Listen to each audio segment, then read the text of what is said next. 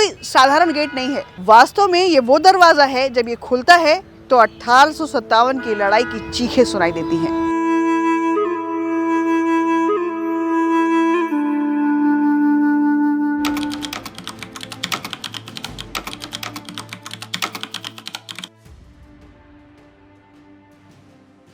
लखनऊ, नवाबों का शहर, तहजीब का शहर, लेकिन साल 1857 में ये शहर बन गया था विद्रोहों और बलिदानों का मैदान। और इस मैदान के बीच खड़ी थी रेजिडेंसी, जो आज भी दीवारों पर उस दौर के गोलियों के निशान संभाले खड़ी है। इन निशानों को देखिए, ये सिर्फ दीवारों पर नहीं है, वास्तव में ये इतिहास के कलेजे पर कुरेदे गए हैं।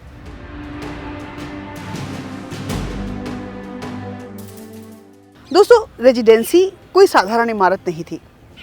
दरअसल ये अंग्रेजों की रेजिडेंस का घर था।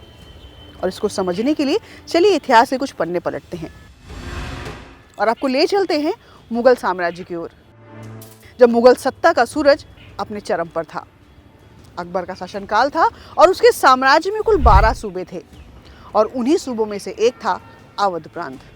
लेकिन समय का पहिया घूमता है और मुगल साम्राज्य का सूरज ढलने लगता है और इसी उथल पुथल के बीच सन 1722 में एक नए अध्याय की शुरुआत होती है। सादत अली खान बुरहान उल मुल्क के साथ मिलकर अवध के नवाबी युग का उदय होता है।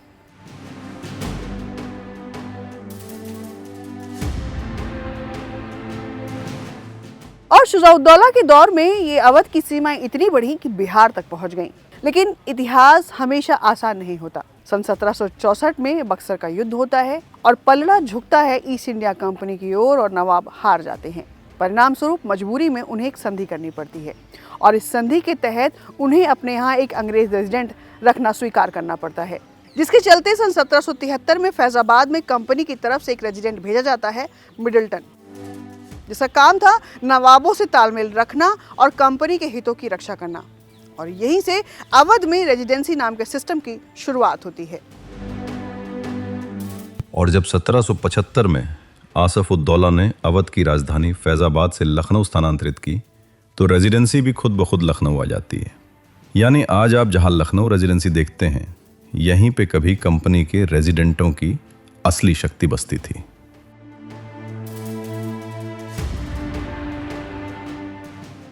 तो चलिए अब एक्सपर्ट से समझते हैं कि 1775 से 1856 का ये जो दौर था, इसमें रेजिडेंसी ने क्या बदलाव देखे और साथ ही जो यहाँ पर अन्य जो बिल्डिंग्स बनी हैं वो कैसे बनी। सर, रेजिडेंसी के जो शुरुआती दिन थे वो कैसे थे? रेजिडेंसी की शुरुआत में हम बात यहाँ से शुरू करें कि ज़मीन किसकी थी। अच्छा। यह ज़मीन शेखजादों की थी और शुरू में बहुत बड़ी रेजिडेंसी नहीं थी। मिडलटन जो पहले रेजिडेंट थे, उन्होंने 1778 के पत्र में लिखा है कि कई भवनों की छत घास फूस की बनी थी या छप्पर की थी और ट्रेजरी बिल्डिंग में आग लग गई, जिससे 499 रुपये का नुकसान हुआ। तो ये बात हुई 1778 की। 1786 के आसपास ओजियास हम्फ्रे नामक एक पेंटर आए, कई महीने रेजिडेंसी में रहे और अपनी स्केचबुक में उन्होंने रेजिडेंसी के भवनों का चित्र बनाया, जिसमें सिर्फ हमको 3 भवन ही नज़र आते हैं। ये सारे भवन, अधिकतर भवन कहना ज़्यादा उचित होगा, आसफुद्दौला और सादत अली खां के समय में बने, लेकिन हर भवन उस समय का नहीं है। जैसे ट्रेजरी बिल्डिंग आप देखें तो 1851 की है। उसी तरह से क्लाडे मार्टिन ने भी कुछ भवन बनवाए। जो गबिन्स की कोठी जो अब नहीं मिलती, लोग कहते हैं पहले कैप्टन मार्डुआंट का घर हुआ करता था, जहां मुर्गों की लड़ाई के लिए भी एक जगह थी। उसी तरह कई हिंदू व्यापारी भी थे, जैसे एक बैंकर जिनके घर में बाद में लामार्टिनर पोस्ट बनी। तो इस प्रकार अलग अलग समयों पर अलग अलग बने भवनों का यह संकुल था और 1857 आते आते करीब 20 बड़े भवन और उससे जुड़ी हुई अन्य गतिविधियों वाला यह कॉम्प्लेक्स तैयार हो गया था। सर, तो क्या जो हमारे पास पुराने मैप्स अवेलेबल है तो उनसे हम क्या रेजिडेंसी के आसपास की जगहों के बारे में भी जान सकते हैं? क्योंकि बिना नक्शों के उस समय के बारे में जानना बड़ा मुश्किल है जी। अगर हम ये पहला नक्शा देखें तो उस समय का लखनऊ हैदर कनाल और गोमती के बीच में सिमटा हुआ था। रेजिडेंसी गोमती के पास थी और इसके बाद के नक्शों को जैसे हम देखेंगे तो हम पाएंगे कि रेजिडेंसी के बाहर कौन कौन सी जगहें थी। आज हम देखते हैं तो रेजिडेंसी के बाहर बहुत सी इमारतें हैं जो उस समय नहीं थी। रेजिडेंसी के ठीक सामने फरहद बख्श पैलेस, छतर मंजिल, कैप्टन बाजार हुआ करता था। यहाँ तक कि बेली गार्ड का जो गेट हम देख रहे हैं उसके ठीक सामने छतर मंजिल का क्लॉक टावर, या जिसको कुछ लोग लटकन दरवाज़ा बोलते हैं, वह एकदम पास में था। तो ये दोनों भवन एकदम आसपास थे। अब रेजिडेंसी में एक सवाल ये खड़ा होता है कि क्या रेजिडेंसी को यहाँ से हटाने की कोशिश हुई या रेजिडेंसी यहीं पर हमेशा से रही। तो रेजिडेंसी शुरू से यहीं पर है, लेकिन दो बार 1821 और 1831 गाज़ीउद्दीन हैदर, नसरुद्दीन हैदर। गाज़ीउद्दीन हैदर ने यह सुझाव दिया था कि इसको मूसाबाग ले जाया जाए, और नसरुद्दीन हैदर के समय में इसको चारबाग फिर दिलकुशा स्थानांतरित करने का प्रयास किया गया, लेकिन यह तीनों प्रयास असफल रहे, क्योंकि जो रेजिडेंट थे वो इसी स्थान पर बने रहना चाहते थे, क्योंकि यह स्थान महलों के काफ़ी आसपास था।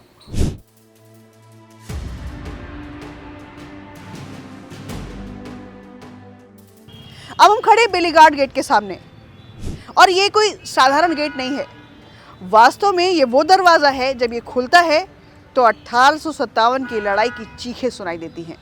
सवाल ये है कि इस गेट का नाम बेलीगार्ड क्यों पड़ा। दरअसल जॉन बेली जो रेजिडेंट्स के गार्ड्स को कमांड करते थे, उनके नाम पर सादत अली खान ने ये दरवाज़ा बनवाया था, और धीरे धीरे नाम कुछ ऐसा पड़ा कि इस पूरे एरिया को ही रेजिडेंसी कहा जाने लगा शुरुआत में।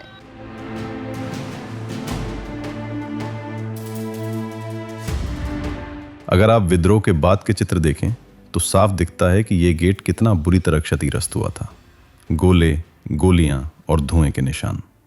और आज जब हम इस गेट से अंदर आते हैं तो दोनों तरफ खड़े खंडहर, छिदी हुई दीवारें, टूटे खंभे हमें बताते हैं कि ये जगह सिर्फ लखनऊ की लड़ाई का नहीं, बल्कि पूरे अवध के विद्रोह का केंद्र थी। और अब हम पहुंच गए हैं ट्रेजरी बिल्डिंग के सामने। 1857 के समय रेजिडेंसी की सबसे नई इमारत थी, जिसका निर्माण 1851 में हुआ था, और उस समय इसकी लागत आई थी 16,897 रुपए।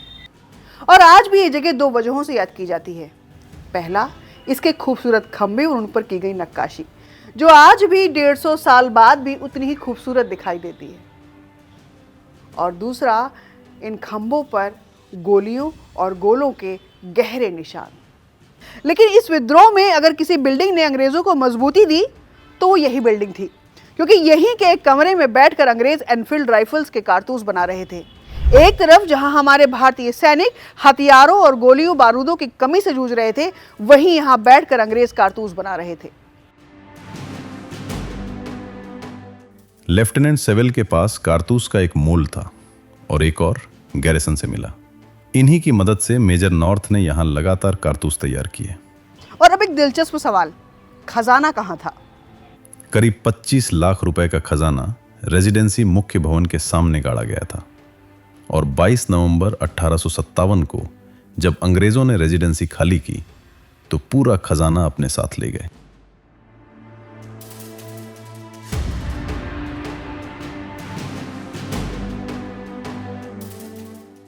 ट्रेजरी बिल्डिंग से दूसरी तरफ है एटकिंस पोस्ट।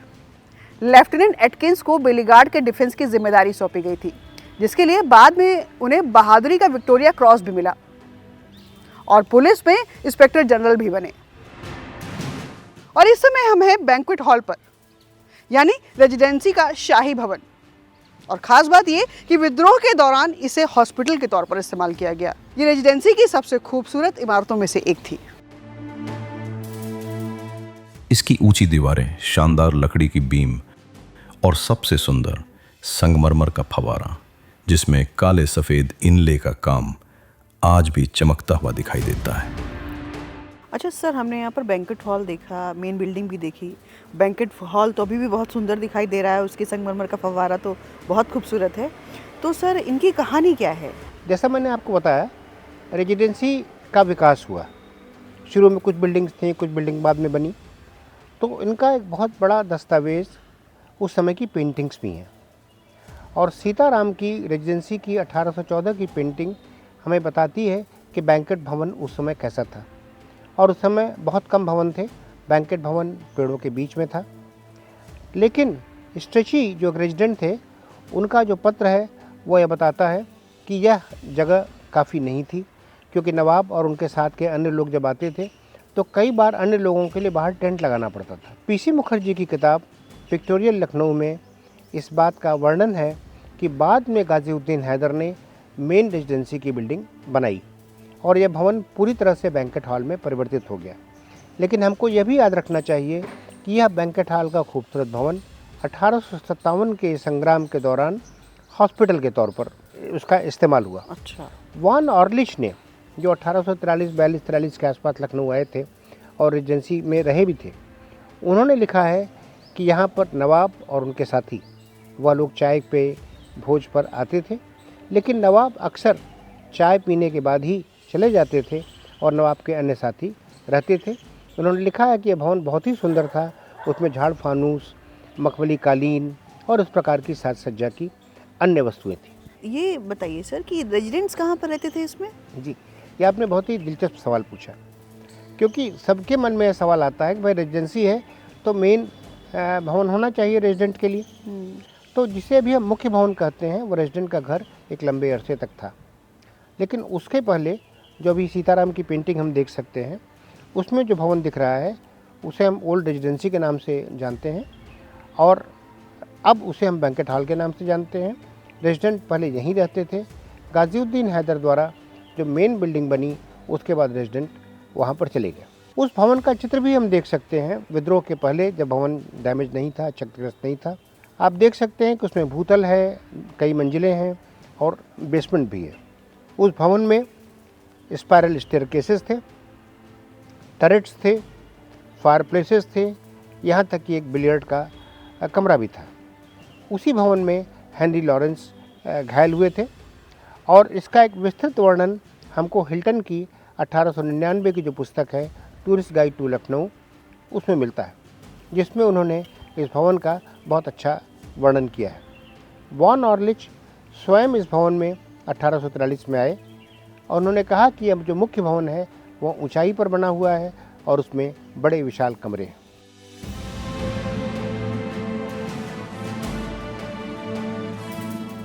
विद्रोह पूर्व एक तस्वीर उपलब्ध है जिसमें रेजिडेंट या चीफ कमिश्नर का नया घर दिखता है।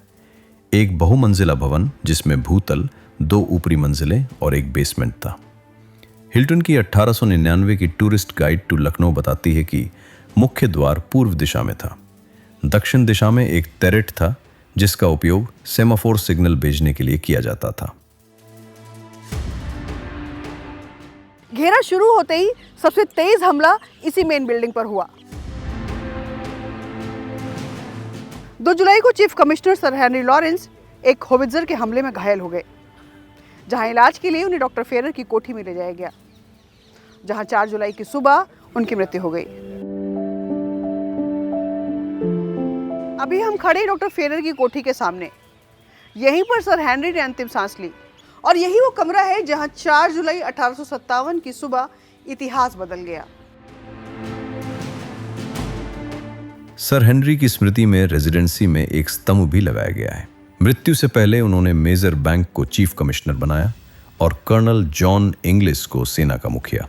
26 सितंबर तक इंग्लिस ने कमान संभाली, फिर हैवलॉक और मेजर जनरल आउटरैम आए और आउटरैम ने यही घर अपना मुख्यालय बनाया।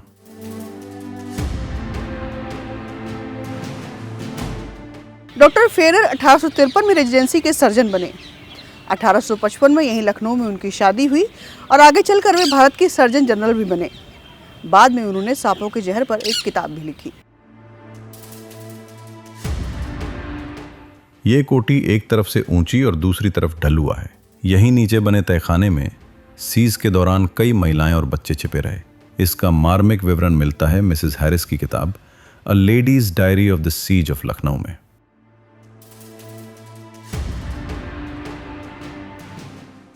इसके पास कई पुराने कुएं, नालियां और ड्रेनेज सिस्टम हैं, जिन्होंने घेरे के दौरान यहां रहने वालों को पानी की कमी नहीं होने दी।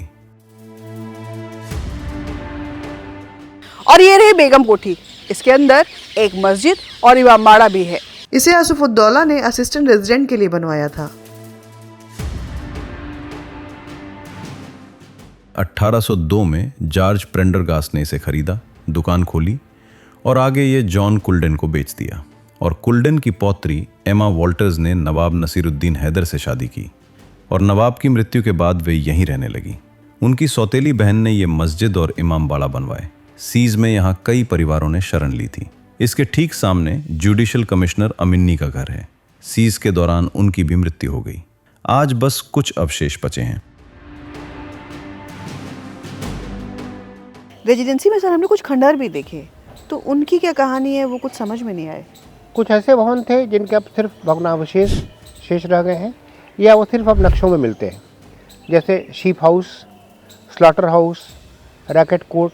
अच्छा। रैकेट कोर्ट का इस्तेमाल तो बहुत दिनों तक 1857 के विद्रोह के समय ग्रेनरी के तौर पर भी किया गया। पहले वहाँ भूसा रखा जाता था, बाद में कुछ दिनों तक वहाँ अनाज भी रखा गया। तो वो सारे भवन अब नष्ट हो चुके हैं, लेकिन अगर हम नक्शे को देखें तो नक्शे में हमको स्लॉटर हाउस, शीप हाउस, ये सारे भवन दिखते हैं। यहाँ तक कि कुछ बड़े महत्वपूर्ण भवन थे, जैसे गबिन्स का घर। अब हमको गबिन्स का घर नहीं नज़र आता, लेकिन उसके चित्र हमारे पास हैं और गबिन्स का घर नक्शे में हमको नज़र आता है। तो पुराने चित्रों, नक्शों और वर्णनों के जरिए हमको अंदाज लग सकता है कि 1857 में रेजिडेंसी किस प्रकार की रही होगी।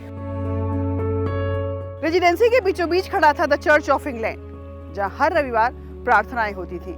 यहाँ की मिट्टी में सैकड़ों लोगों की कब्रें हैं और हर नाम एक कहानी कहता है।